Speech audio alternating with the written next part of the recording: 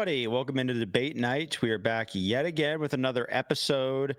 We had an off week in disc golf, so we've got some kind of custom topics to talk about today. Some creative ones, some fan submissions. We did have some disc golf news to talk about as well, but we should have some interesting things to go over today. Without further ado, we have our guest, Brody Smith. Not much of a guest, more like a host. I'm back. What's going on, everyone? Happy Masters post week. We were treated. I guess it was double Masters, right? Because the Go Throw was also called Dark Horse Masters Invitational. What jacket's better? Are you talking about? Yeah, I guess. Yeah. Man of the people here, though. So last week had a lot of top comments. One being more so than the other, and maybe had the most likes so far of any other one. It was claiming that. Well, not claiming. They said Hunter claiming he has a Southern accent when talking about the pronunciation of lot might be the worst take ever on this show. I saw that. That one you have to go back and watch that one, Hunter, when you're doing that. Also, there's now a petition for Foundation to make "I'm going over my time, take my point" shirts, which I would definitely purchase one of those. And Mike's wife got a shout out. Beautiful mural. Yeah. Which it is. And Jake. People love Jake. I don't know. He might be the what is it called? Most improved? Is that what he was on fire? With the incredible line, and some are saying the best line ever on debate night. Ramesh is going to have a good game this week. That was legendary. The most shocking line as well in that episode, talking about Dylan Cease. It was that was well, I was out of my chair. Let's just did we ever determine the positives. winner of last week? The comments didn't talk about that point. I don't think people listened to the end of the show. They didn't I expected to go in there and just be deep diving into people talking about how the Dylan Cease thing was just ridiculous, but nobody really said much about that last topic. So I don't know. We'll never know. Nobody wins. Anyways, Hunter is back. I was talking on Coffee Break this morning about, again, still trying to figure out how to pronounce Kristen's last name. And we need to ask Kristen. We had another source, because basically, let me run you through how I've gotten here. I always said Kristen Lott, right? Well, sure, I said Kristen Tatar. Kristen Lott. That's what the Pro Tour says, what everyone says. Then there was a Reddit post that said it's not Lott, it's Lett, L-E-T, Kristen Lett. So I was like, oh, interesting, it's Kristen Lett. So then at Music City, I brought it up, and Edwin, our stats guy, went over to the signature booth, asked Kristen. He comes back to me, says, Kristen said it. I can confirm it's Kristen Lett. So I said, perfect. That should be the end of this. I go on to the podcast. I say Kristen Lett. A Finnish person responds on Discord and tells me I'm butchering it. It doesn't matter Lett. what he says. He said you're butchering it. It's lat, L-A-T, like your muscle. Wait, she's not Finnish. She's Estonian. She's Estonian. I understand. So but he's who Finnish. gives a rip? Might be the same he language. says it's lat. That's how you're supposed to pronounce it. So then on like Coffee Break this morning, Let. So then on Coffee Break this morning, I'm talking about how the frick am I supposed to say this? I don't know. And someone who I don't even know where they're from, but they decided they were the master of it. And everyone in the chat just kind of piled on like, this guy definitely knows how to say her name. He said, you say it like latte without the E. So we're back at Kristen Lott. So there you go. Guys, but that's ridiculous because the only person who's allowed to care is Kristen. And she said let. And the only thing that's tough for me is I didn't hear her because Edwin told me she said let. That is true. So that's the only, unless it's lost in translation. I'm going to submit it as a press conference question. The Disc Golf Pro Tour says lot. So therefore it's on them, not me. I'm saying lot. Okay. I want to name my kid something, but then have one of the letters be silent. Yeah. So then would be a good one. So it's I'm going to name my kid Steve, but the V's silent. So it's just Steve. There you go. That's perfect. Maybe you could name him Ross and make the second S silent. Oh yeah, Ross. Now we're talking. Ross. Gary's back after one of the longest hiatuses it's been. I think it was 3 weeks off. It's really unacceptable at this point. I don't know. The only one you can blame is the person picking who's on here. But I think that the real conspiracy theory is that Kristen is just telling people different pronunciations all the time so that we keep talking about it. That could be a good point. Really genius to promote her clothing line. See, look, I just did. That's right. Dang You did it. That's right. You did it. You said it. But the other key is no matter how you say it or how you pronounce it, you have to make it sound rhythmic, like a lot of the commentators. All you have to do is say Antala, and then you're right. It's true. That's true. You do like that with lot though. Give me a rhythmic lot. Yeah, give me a rhythmic lot. I don't know. I think you have to say Kristen first. I think if you say Kristen first, then you can do it. Yeah. Let's go with Tristan Lott. Kristen Lott. Perfect. That was spot on. Spot on. Love it. Gary's our European representation always. And then Ross is back, the OG Ross. Now we have a new Ross. So we have 2 Dustins, 2 Rosses. I think that's all we have duplicates of. Yeah, Something like I don't know if the people would like this, but we got to have both Rosses on so we can duke it out. I took a shot at my boy James Conrad when he was on, so that's a heart. That's where Ross draws a line. You do not talk about James Conrad. All right, let's get right into this. We're gonna talk a little Masters as it relates to disc golf, or maybe doesn't, because that was one of the big things that happened in sports, and it is our parallel sport to some degree. So the Masters tournament once again captured the eyes and hearts of millions around the globe this past weekend. One of the things that makes this event so special are the meticulous, old-fashioned, and sometimes extreme traditions that are upheld on the property. Examples of this are the no cell phone policy and specific terminology they require all commentators to use, such as patrons and second nine. Should disc golf events try to implement some of these old-fashioned traditions to add some charm, or is throwing these in the year 2025 just a corny attempt at manufacturing prestige? Just had a recent example of this, actually. Brody, what do you think? Yeah, I think there's a great question. The first one, I'll tackle the cell phones. I mean, I think it's a super, super nice touch. I've listened to a lot of podcasts of people that were there this past weekend for the first time.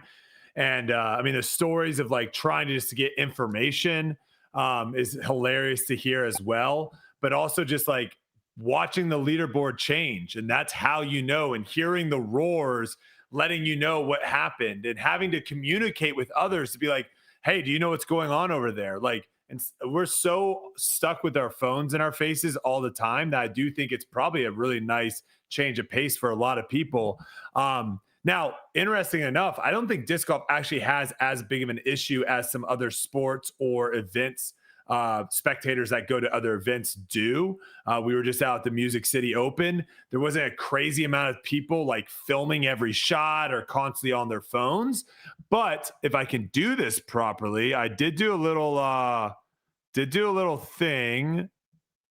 Let's see here. Oh, can I screen share? Am I able to do this? We're about to witness geez. history. Here we go.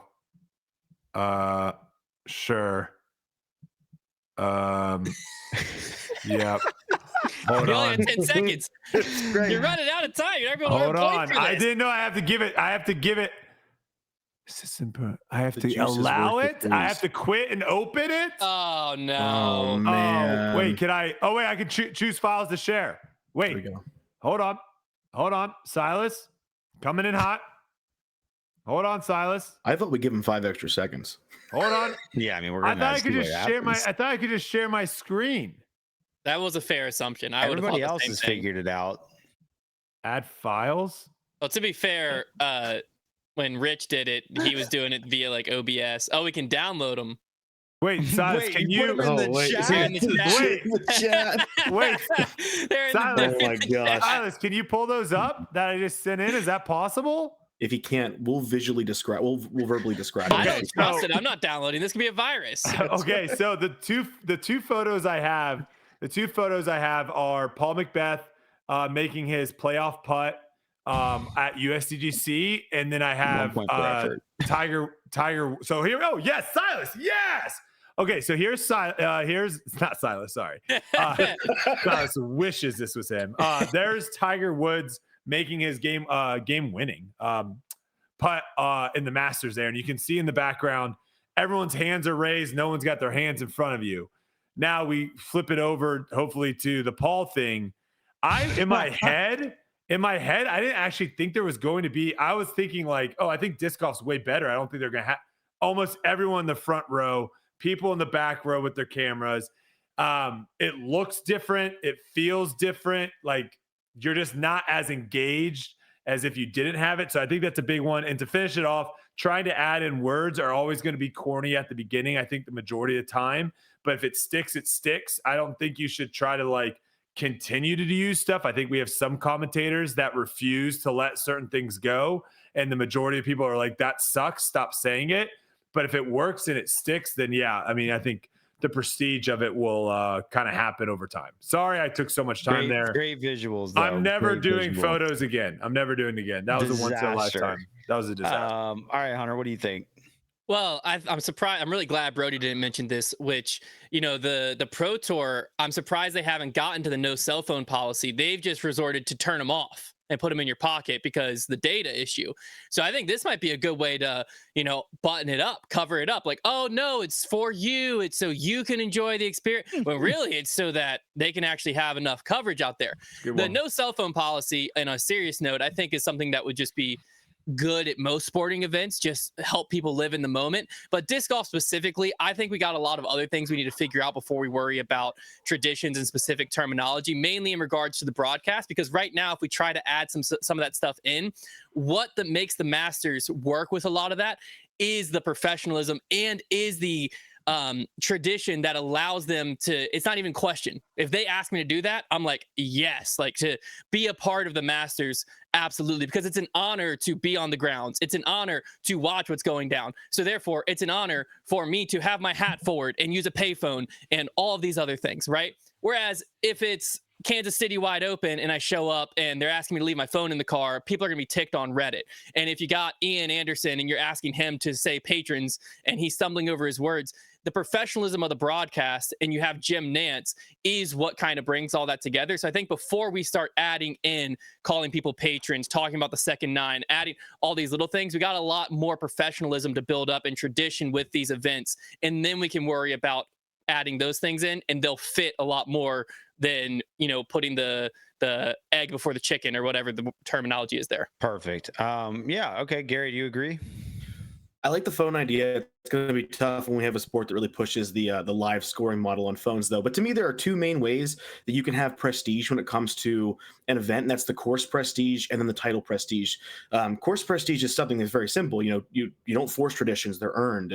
History, establishment, scenery, and the setup are memorable, things like that. And then you've got title prestige, which is when, you know, it's like has that "are you in the club" mentality to things. It's what we use to measure historic success, and the closest thing that we have in disc golf to the combining of those two things is USDGC, in my opinion, because we have decent course history, and I think the USDGC title is probably the second most prestigious in disc golf, right behind Worlds. How we kind of bring them together. The Masters at Augusta is the gold standard of combining prestige with title and the course in the event. But what people fail to realize is you can't just make prestige happen. Forcing traditions is always going to kind of come off as cheesy and disingenuous in my mind, and historic traditions have to grow organically with time. And disc golf has a really nasty habit of liking to try every single thing at once, and then they have a worse habit of writing something off immediately if it doesn't work. So you think the first time that the Masters marker was announced on the tee, everyone got it and they were behind it and they really, really loved it?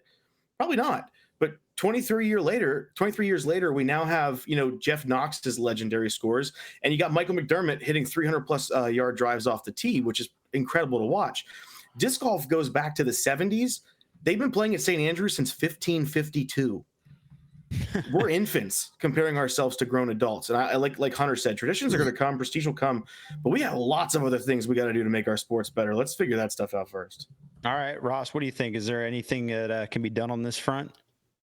I do think it's funny that you know, that we're talking about how much, or folks were talking about how much they liked the no cell phone policy, when I distinctly remember how much people were clowning Worlds last year for suggesting that people not have their cell phones. But there's only really one tradition. You know, I don't think like we should be looking towards the Masters traditions and maybe trying to implement how we could apply those to disc golf. There is one tradition that disc golf had that they kind of ran away from, which is kind of upsetting. And that is with USDGC, with the previous champion playing with the current amateur champion at high noon, teeing off at high noon, and that being the feature card. I know they did it in 2019. That was the first USDGC that I consumed as it was happening. I don't think they do that anymore. I'm actually pretty confident they don't do that anymore. I think it'd be pretty cool to bring that back. One thing that the Masters does is, and people kind of, the Masters is arguably the lowest or the easiest strength of field to beat for the 4 golf majors because of the amount of amateurs that are invited to it and like previous champions. USDGC is the same way, where previous champions are invited back, and let's have the current reigning U.S. champion and the U.S. amateur champion play on a card together. I think that's a tradition that they used to have and would be really cool to bring back. That is unique to disc golf, opposed to trying to adopt another sport's traditions. Rebuttal. Okay. Why is everyone laughing? Trevor Stopped just him goes, dead in his tracks. "Okay." What? I was laughing My at time Trevor. is up. Let's hear it. Bring it. Yeah, I wait until the zeros were on. He finished his sentence. Some of us wait. Some of us only use our minute 30. Well, I try to do something I've never done before. Clearly, true. Push the not, boundaries of science. I'm not a good producer. First rebuttal is the Masters is the easiest cut to make out of all the majors. But the strength of field is still really freaking good because it's the top players. It's just the easiest cut to make because of all the past winners. Isn't that 6 in one, half dozen in the other? It's basically the same thing. Well, like all the top players are there. The PGA is actually the easiest to win because of they actually have a crazy amount of just tour PGA. What are they called? Like Just coaching PGA pros. Pros. They're actually called PGA Pros, which makes it really confusing. But nonetheless, I just want to say too, 4, please. That's one of my favorite things. 4, please.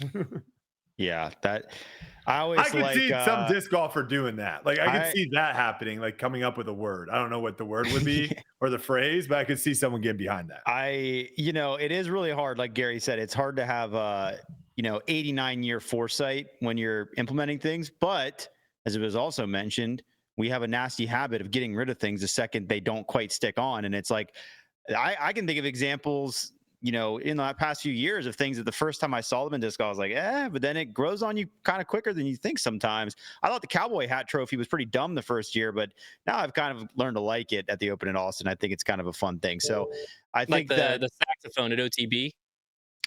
No, yeah, hey, but you know what? Maybe 50 years from now. Maybe the saxophone will get when it's like, when Calvin Heimberg walks out the Seinfeld theme, it'll be electric. But no, yeah, good points all around there. Okay, one more Masters related question for all you non-golf watchers. We only have 2 of them. Another part of the Masters experience that has turned it to legend is the care of the course, which is second to none. If you had to pick any current property on tour to receive the Augusta treatment, being unlimited groundskeeping budget and constant upkeep, which venue do you think would flourish the most? You can factor in the prestige the tour may or may not already carry with it. Hunter, what do you think? This one, I really like the idea behind this question. And when I started thinking through it, I was just thinking, we are talking disc golf, right? So when I was looking at courses currently on tour, you do also have to factor in the fact that they might not always be on tour. So that led me to, I feel like we got to go with privately owned properties that are tied to courses, because if you go Winthrop USDGC, well, what happens if it has an unlimited groundskeeping budget and then 2 years from now they have to move off of Winthrop because the contract's up, and it's like, well, that was sick. So that leads me to, you have Olympus with the Supreme Flight Open, you have Maple Hill, I think is another good candidate, and then my third one was Green Mountain Championship. I felt like all 3 of those were good candidates. When I look at it, I think Maple Hill is the closest already, so I feel like that wouldn't have much more room to flourish.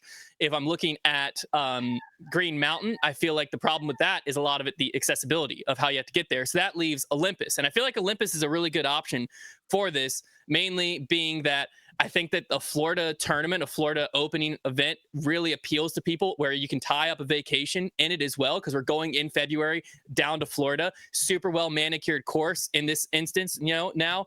And I think that with the elevation and with the layout and stuff, if you had an unlimited budget out there, I feel like if it was perfectly manicured, it could also fit that vacation, let's make an experience out of it vibe. And with it being privately owned, we wouldn't have to worry about Waco changes their parks and rec policy and all that budget's now gone. So I think Olympus Supreme Flight Open is my choice. Okay, not bad. Didn't expect that pick necessarily. Gary, what do you think? I reject your reality and substitute my own. I'm going to avoid the obvious answers here. We already have courses that I think are maintained really well. Like Hunter said, Maple Hill, with Gold. I think Glendoveer is maintained perfectly. So instead of taking something that's already pretty solid and making it even better, I want to take a well-liked event with a course that has slowly worsening conditions on it. And so imagine we get done with the European swing. We have the gorgeous courses. We find ourselves back at Ledgestone. Eureka Temp is doing Eureka Temp stuff, which is Northwood Black is great. And then we travel to a staple event, which is Idlewild.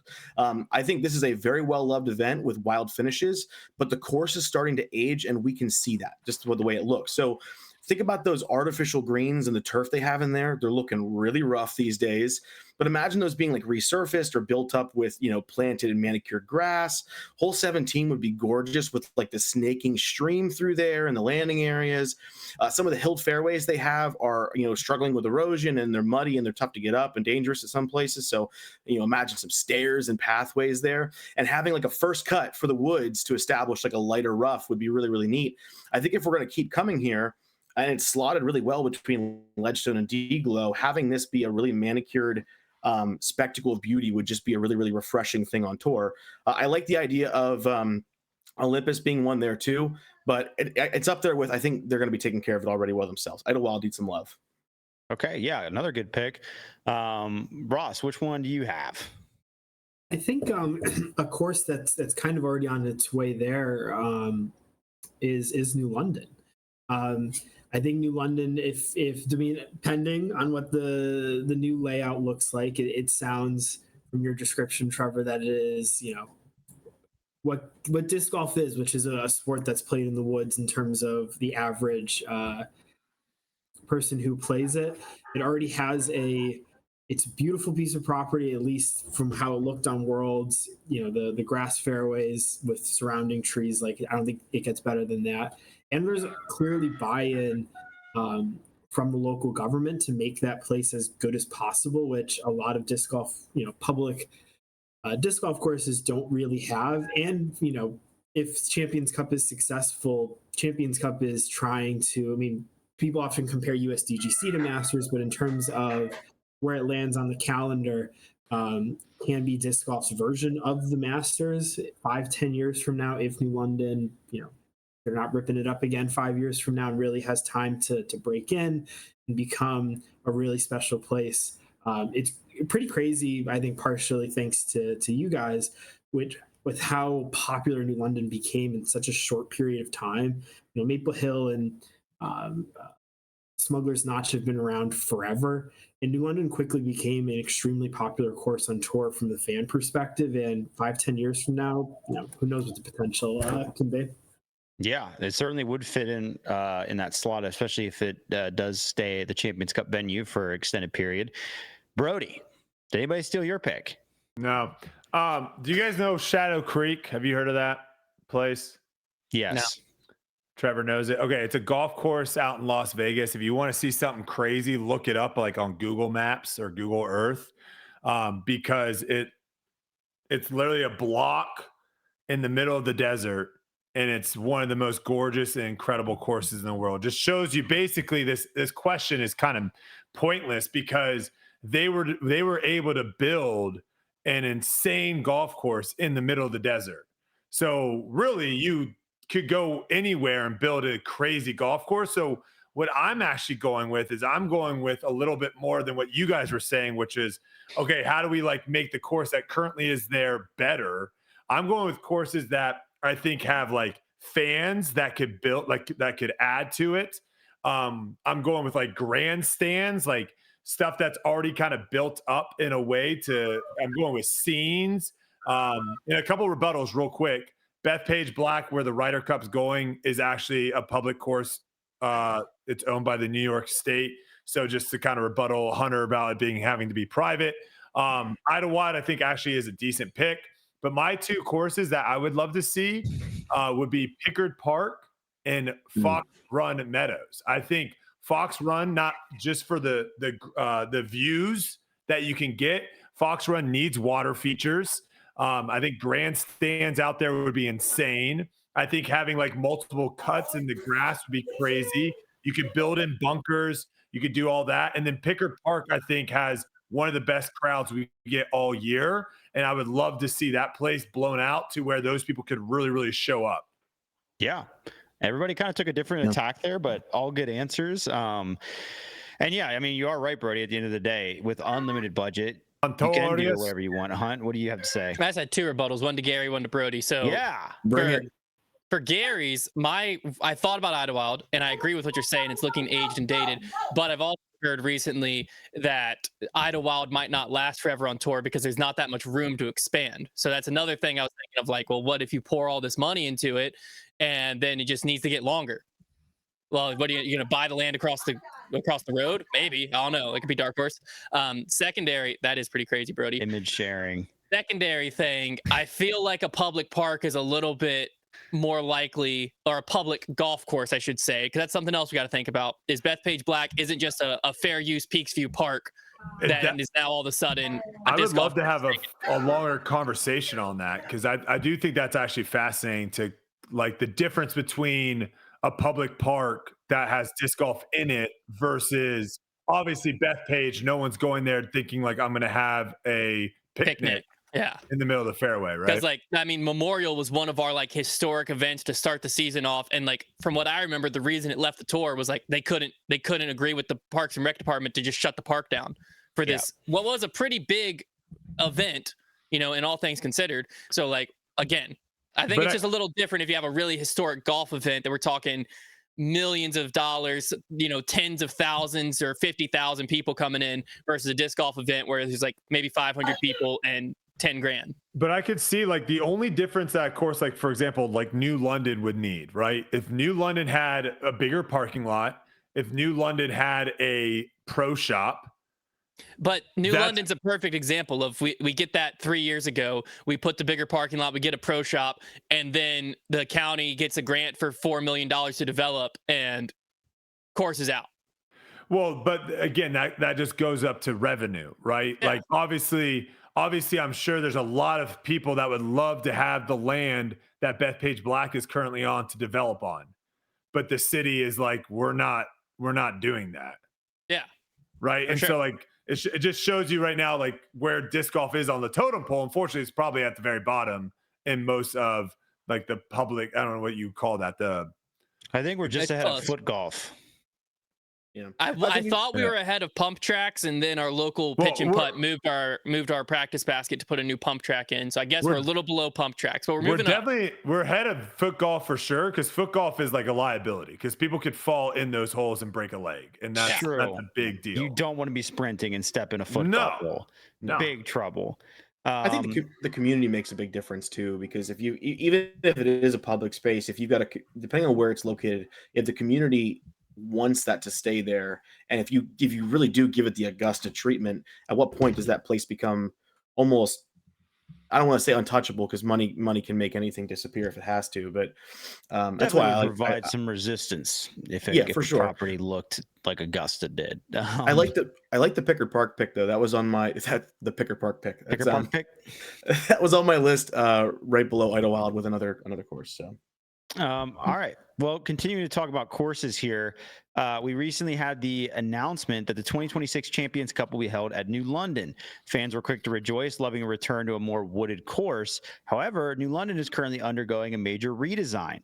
Do you like the PDGA is giving away a bid to a completely unproven and unfinished course? Is it acceptable due to the circumstances New London falls under, being that it is only a redesign and that it is a trusted designer and those certain things? Gary, what do you think? I think it really doesn't matter, because the PDGA showed us they can change their minds whenever they want to, and they really don't care what the effects are. If they want to move it again, they can just go ahead and do that, because fly by the seat of their pants decisions are kind of their bread and butter. But having Paul McBeth really does help soften the shock of the decision, because there's more inherent faith, I think, in his design than a lot of other people. But secondly, we have to remember that the bidding process for these don't involve like 20 different localities.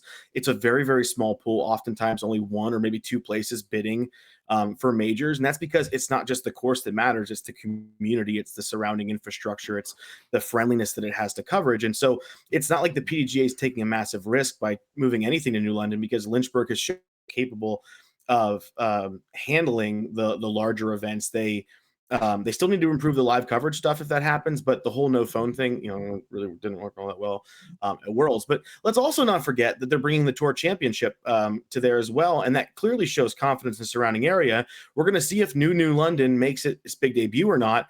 According to the AM side that you see there, they're still saying it is going to be included. Nate Heinold is actually currently defending himself in the chat for not letting FA1 play the Ivy Hill and New London Shorts course. It's kind of funny. That was like a week ago. So clearly the desire is still there to play it. If this was a major this year, I would feel a little bit differently about it. But it's the last big event of the year outside of Match Play Championship. I'm fine with this, especially if it's Champs Cup and it continues to rotate. IDGC was rocked, so I'm not sure they're going to have courses there for the next 3 years. Plus, if we get another course here, it avoids Northwood Black, and if we can do that, it'd be great because Ledgestone sucks when it's 4 rounds at Eureka Temp. True that. Ross, do you see any issue with this decision? I think the boldest take so far is Gary, you saying that the Match Play Championship is a big event. I think that it says a lot about, kind of my answer to the last question, but not only the trust in Paul, but the trust in the county. I mean, the county and the town clearly shows and that disc golf is a priority, or maybe not a priority, but something that they're willing to invest real dollars into, and have continued to do that over the last few years. And it's, again, I think it's rare to find a government partner that in this sport that is as willing to invest, manpower and resources into our sport that's apparently just above foot golf.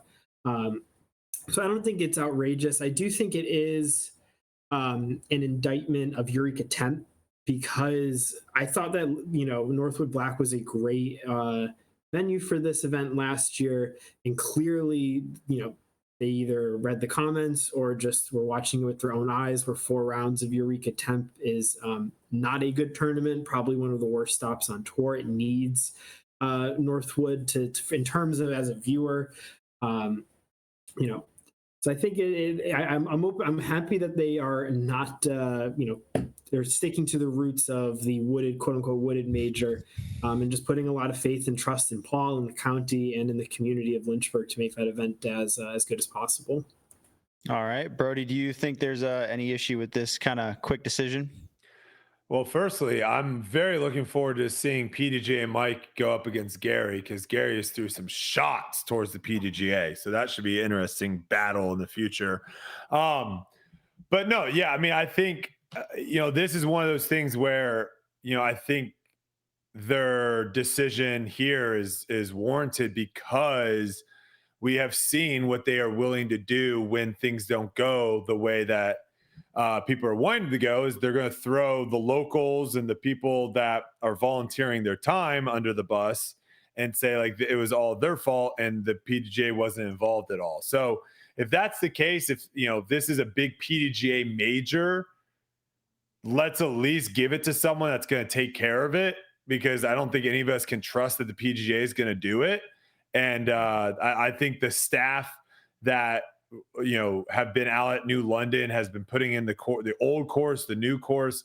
I think they are probably one of the best staff. I mean, if you can call them that, because technically they do so much more than just the course.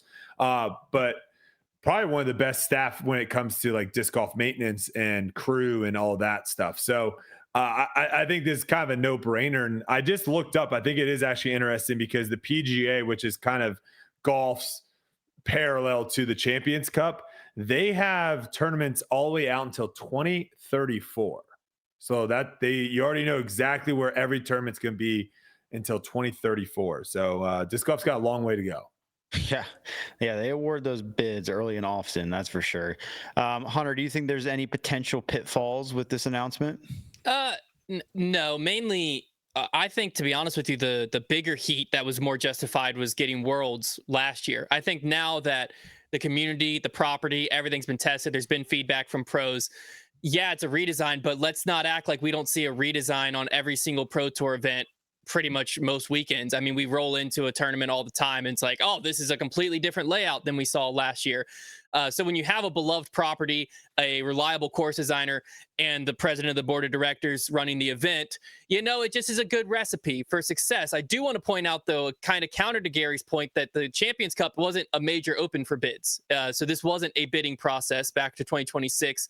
Champions Cup is one that the PDGA picks and chooses. And it does seem that their eventual goal is to get it back to IDGC. So I think right now they're trying to find a good home for it. Obviously, the open golf course wasn't that. Northwoods Black probably is the best next one up, but obviously we already went over why that sucks for Ledgestone. So when you're looking through that, I mean, to be honest with you, New London, the most players that played it were like, this is kind of just like WR Jackson. Like, that's the one it was getting relayed to so much. So when you already have a property and a course designer and a Parks and Rec community that has put together a course that is immediately compared to the course that this event was founded at, I feel like it's a very good fit. And I don't think there's going to be much pushback because, like I said, where the pushback would have come from, that was justified, in my opinion, was putting it on a truly unproven property for Worlds. Now the property's been proven, the course designer's been proven, the community's been proven. So now we're just trusting them again for this redesign. Well, to be fair, even when it was put on there for Worlds, it had been proven in the sense that, there were tournaments there with high-level professionals. Like, this course hasn't had the highest, though, was a B tier. That doesn't matter. There were years. high-level pros there. This course hasn't had a single hole played yet. Doesn't have a single hole finished. That's not true. Like, hole 10's the Iron same, he's saying, Hill. 12's the same. There are like 4 holes, but that's what I'm saying. Is like most of the course has not even seen a basket yet. Well, this course is just absolute dog monkey. That's what I'm saying. Also to Gary's point, I mean, they will just pull it the day before the event and say, we're going over here. And that is absolutely true. I think that it's a pretty risk-free announcement saying we're going to one of the most beloved properties of last year's tour by both fans, spectators, players, all across the board. They just had to post a think picture with trees in it, and people were going to be at least happy about that. So I think this question's a lot more valid to the Worlds bid we got last year, because that's very valid. Like, there was no Ivy Hill hadn't even been seen other than by collegiate golfers. Yeah, and we're putting the Worlds Ivy was definitely a question mark. That is definitely. To be fair, I think it held up. I think it did completely fine. It was a great course. But I think was a more questionable decision than this one. Except for hole 17, terrible hole. Yeah, those tree branches. Ivy's undergoing some changes, though. That's the word on the street. All right, final topic here for our finals. This is a fan-submitted topic, probably also influenced by the recent Masters coverage, because we all know they use a lot of shot tracers. So this fan wanted to know, could shot tracers be used to enhance the disc golf viewing experience? Obviously, golf relies on them out of necessity, but could disc golf find a use? And are there other sports broadcast technologies that disc golf would better utilize? Because there's certainly a ton out there that other sports are employing. And right now, disc golf kind of just uses the zoom function on the camera. Ross, what do you think? Yeah, I don't know if the shot tracer would necessarily enhance the broadcast all that well, because you can see the Frisbee quite well opposed to a golf ball that's being hit hundreds of yards out and towering into the sky. If the Disc Golf Pro Tour or the Disc Golf Network was to invest in any sort of technology, it has to be in more cameras. You can never have too many cameras, following a card, following a shot, giving us all the angles possible, as well as also investing in the most basic technology, which is more on the ground. Commentators, reporters, whatever you want to call them, the amount that golf just uses in general, really enhances the broadcast to where they are referenced. They're not making assumptions from the booth about a person's lie. Rory's lie on 15. They're not just assuming, oh, he's got an open shot or he doesn't. We're referencing the person on the ground to really paint the picture for the viewer, which I also am skeptical that based on the implementation of the birdie zone and how that looks on the broadcast, I'm skeptical that the Disc Golf Network would be able to implement new technology that would look professional and enhance the product, opposed to just getting us more camera angles and getting us more boots on the ground to really color what the action is. How can we use Google Earth more effectively? That is the real question here. Brody, what do you think? Any technologies you think could help out? Well, I think Ross was spot on with the fact of like the tracer's not really necessary because you can see the disc.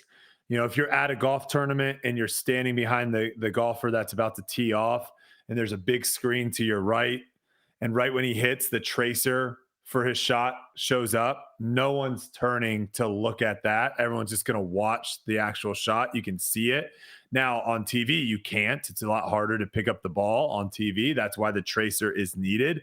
Now, I do think they could use the tracer in a way that, you know, similar to what Jomez does sometimes, where they show different flights and how players maybe got to the basket different ways. I think that's cool.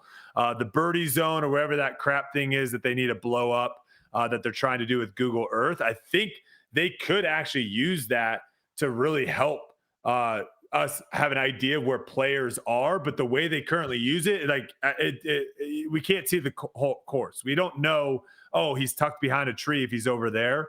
Another thing they could use too is with that overhead shot, they could have in different like spots for different players throughout the tournament and show with different colors that, hey, all the red that you're seeing, those are all bogeys. All the white you're seeing, those are pars. And so you can really see like, wow, if you're on the right side, those are where all the birdies are going. If you're on the left side, those are where all the bogeys are going.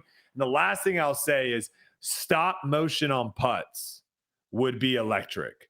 So a thumbnail we used to do back in the day with trick shots is I would take a screenshot of the Frisbee as it was traveling through the air. And so I think with a putt, if we could see like Gannon stop motion putt next to like ABs, you would see the different flight, like, or the nose angle might be different, how much hyzer it is versus, I think that would give it a really good look. And that's just something they never do.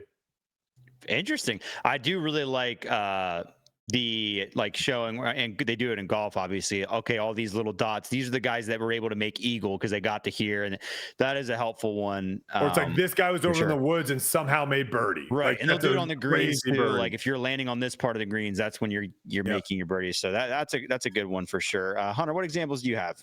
Yeah, I think shot tracers in general wouldn't be a great correlation to disc golf just because it is easy to track. The one thing I think it would be beneficial is it would encourage them to not switch to the next camera angle as soon as they possibly could.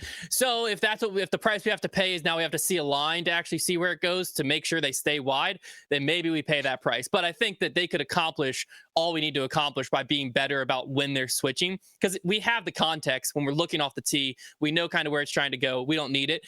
I believe ShotLink, if I remember correctly, is what Brody's referencing when it comes to golf. And I think that is the biggest thing we could bring over to disc golf. Not just saying like, oh, here is where all the birdies have made from. I think that's a great use of it. But for me, I think adding it to the PDGA Live app is where it could really be beneficial.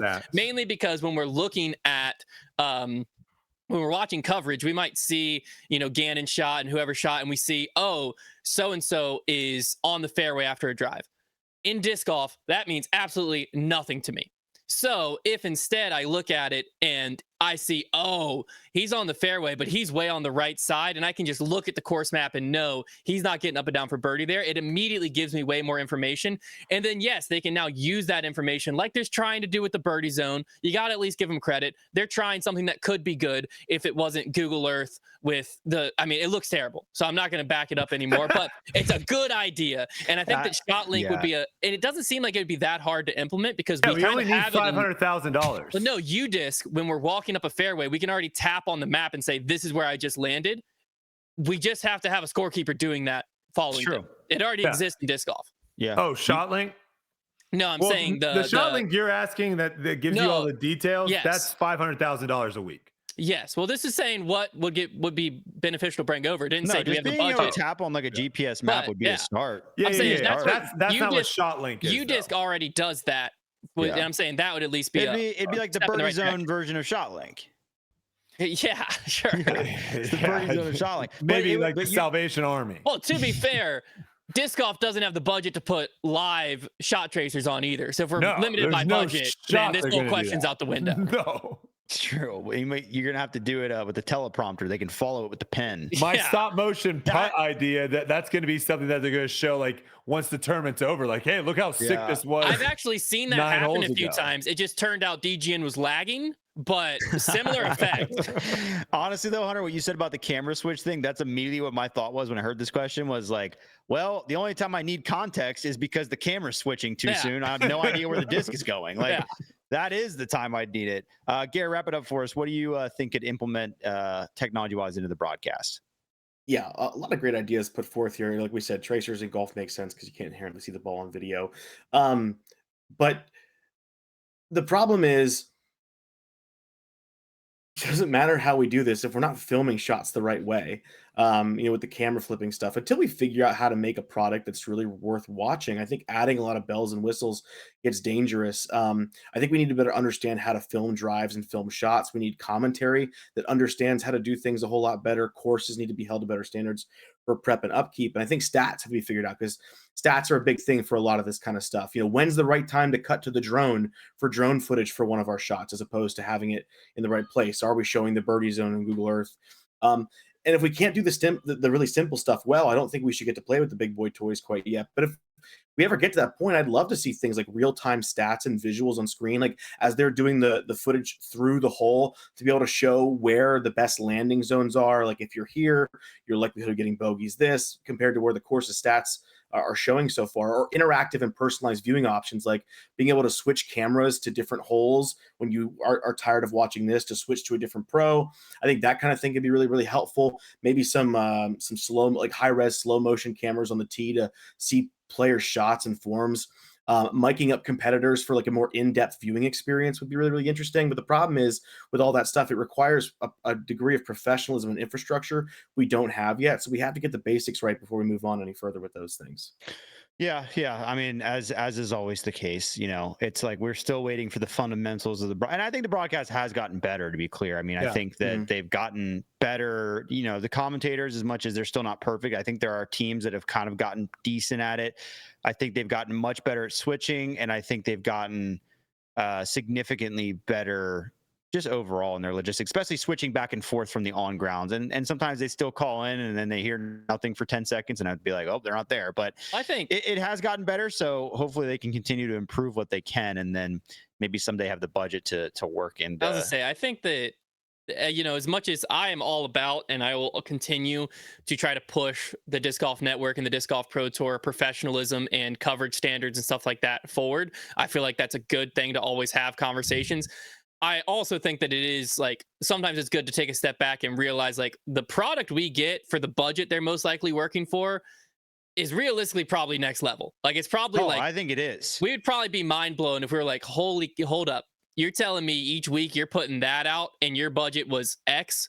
Like, how are we past broadcasting on a smartphone with that? You know what I'm saying? Like, I think that are there small things that are free, like the timing of switching and stuff like that? Absolutely.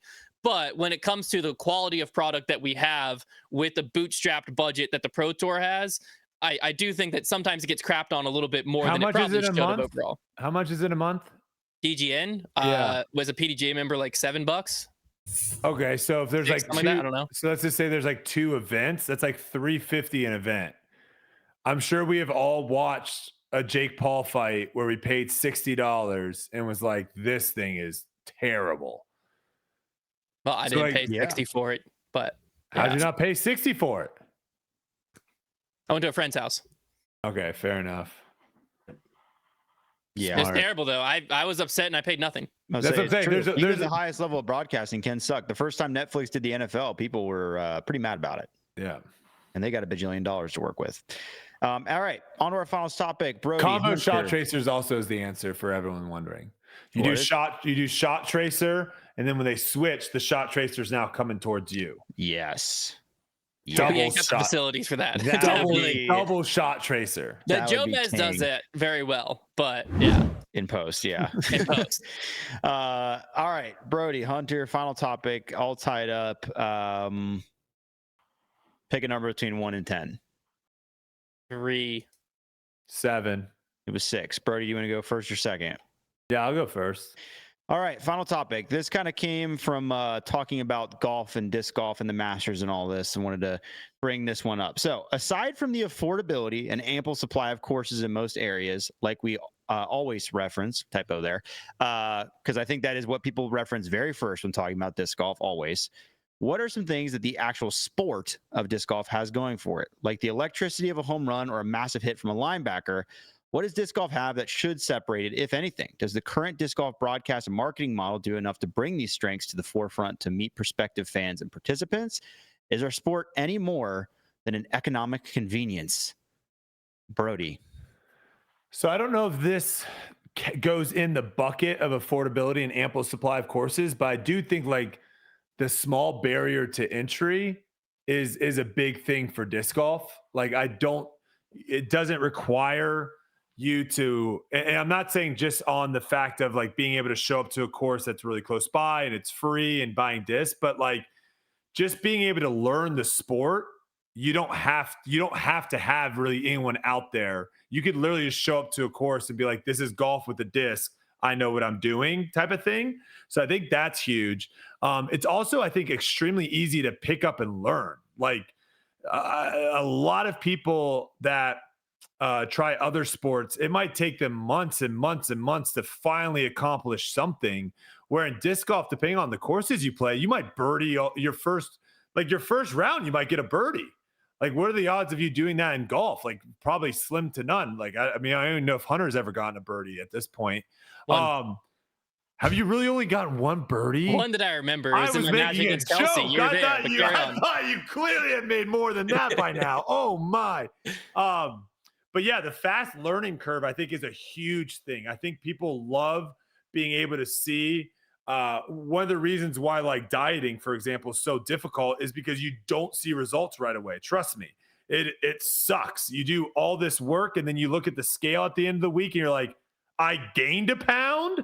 So I think with disc golf, the fact that after a week of practice or a week of playing, you get like drastically better is huge. Now, what do we have like that other sports have? I think there's three big ones. The sound of the chains, I think, is a good sound. I think the sound of the band, a putt hitting the band, I think is a great sound, almost to the point where I want the entire cage to be a band, similar to the Jamaican steel pan. Like, give me that Jamaican steel drum of where you get that like nice little noise when you hit the cage. And then the last thing is a pure long tunnel shot is a thing of beauty when the camera's behind it and you watch it go down the entire tunnel. I think those are the big things that jump out to me. Those are okay. Those are good picks. I for a second there, I was like, all right, so our sport is cheap and easy. Anything else? But those are some good picks. Jamaican drum. That is great. All right, Hunter, what do you think?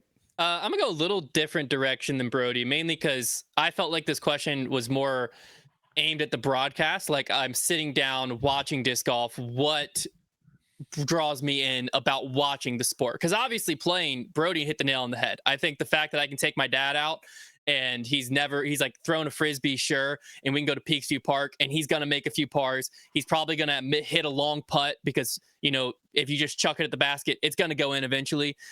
He's going to make a birdie. Like, that's the stuff that keeps people coming back. I mean, even me in golf, like, we've all seen it. I have one good shot and I'm like, holy cow, if I could do that every time, I'm incredible. In disc golf, those moments happen a lot more often, but when you're watching it, what does our sport have? And there was really three things that kind of came to mind for me. Number one, I think that it's more when we're in the woods, but when a shot is asking for a certain shape and a player is able to hit that shape, not just tunnel shots, but I'm also thinking flex shots where you don't have to communicate to someone where, okay, the basket's down there, they have to go left to right and it comes back, and then a player does it perfectly. That is a very beautiful shot. And it's something that, like, in golf, I didn't understand shot shaping until I started playing. It didn't make sense. I show disc golf to my mom or to my friends, and people are immediately get like, holy cow, how did he get that to flex back right then? Because it's a weird thing. We've all had the frisbee that just never comes back. In disc golf, you immediately see that. The secondary thing that I think the broadcast could do a much better job of, with the first one I should have hit on, staying on the wide camera angle, it gives that context a lot more. Cutting away from it, I think, kills kills the whole beauty of the flight of a disc, because the tunnel shot's another just beautiful hyzer flip. I think we have a very simple sport to understand there. The other thing is the noises, the snap of a disc. I think that we got to have more hot mics on the snap of the disc and the plant of the foot, mainly because disc golf perception wise looks easy, and those noises relate to effort, because when we hear them in other sports, we understand it a little more. So when you have a little bit of a grunt of a release, you have the clean snap, you have the grit of the foot. I don't know, to me, it applies a little bit more effort. And, I think that's what a lot of people like about golf is the flush iron shot, the crack of the bat. So the more noises we have, I think the better. And those are two of my favorite, the snap and the snap and pivot. Can I do a rebuttal? I totally agree. Yeah, go for it. My rebuttal, I think the flex forehand, I think that's a terrible take. Flex backhand. I think that's Forehand's ugly. Whatever. I think it's a terrible take simply because the majority of people in disc golf can throw that shot. Now, can they execute a perfect line? Maybe not, but the flight of having a disc go to the right and go to the left, you really just have to have the right disc. It's not something that you have to do differently. You have to throw it on a barely, like, you don't have to adjust that much. You just have to have the right disc. Where I asked Hunter the same question, like, Hunter, hit me a nice little draw, baby. Guess what? He can't. Yes, he can now. Yes, he can. You sure? Oh, yeah. I don't know if you asked me if that's the exact next shot that's going to come out. 130. My point is swing. in golf, shot shaping, like hitting the ball left, hitting the ball right, hitting the ball low is so much more challenging versus, hey, give me this disc. Hey, give me this disc. I'm going to throw exact same way. I was saying puring a line was what I was like. So, well, that was my thing. The hyzer flip you down. You pured a hyzer flip down the tunnel. I was saying like a whole, what's it at Dave Feldberg aced it. It's the Annie Flex at Maple Hill. Three maybe. Yeah. Three. Like that type of a shot where it's like, you throw it with power, you flex it. It's a nice shot, but I'm saying you can immediately though, I think that's what disc golf has is the flight of the disc. It's very easy to communicate like what someone was trying to do versus in golf. Like, I don't know. Golf, it didn't for me translate immediately until I tried playing. Then I understood the like control aspect of it a lot more versus just watching golf. And I was just like, yeah, you hit the ball. It flew down there. It landed by this pin. Does that like I didn't understand spin control. None of that made sense to me. But what I'm saying in disc is golf, like there's not that much complex stuff to it. But in golf, simple, easy, and cheap. In golf, there are so many things that you don't have any clue about, and then when you learn about it, then it makes you appreciate it so much more because you're like, oh my gosh, like I didn't know what grain was. Yeah, that's what I was saying when I read this question. But I think in disc golf, it's the opposite. Like, was that not the same for you guys? Like initially in disc golf, I was amazed that people were able to like flip up forces and flip up like overstable discs. I was like, how are they able to do that? And then once I learned that, oh, you just get a disc that's beat in, it flips up and then it fades at the end because it was an overstable disc. It wasn't as impressive. Do you see what I'm saying? Like, I feel like with disc golf, there was, how do you get a disc to go to the right and left? I would be like, before disc golf, I would be like, that's incredible. What the heck are they doing? And that's exactly the point I was making. Yeah, I think that's what Hunter was saying. He's talking about more about the initial viewer. It's to me, prospective fans and participants. So I was reading this as like I sat down and watching disc golf for the first time. I'm with you there. I think it loses its luster once you kind of learn. Yeah.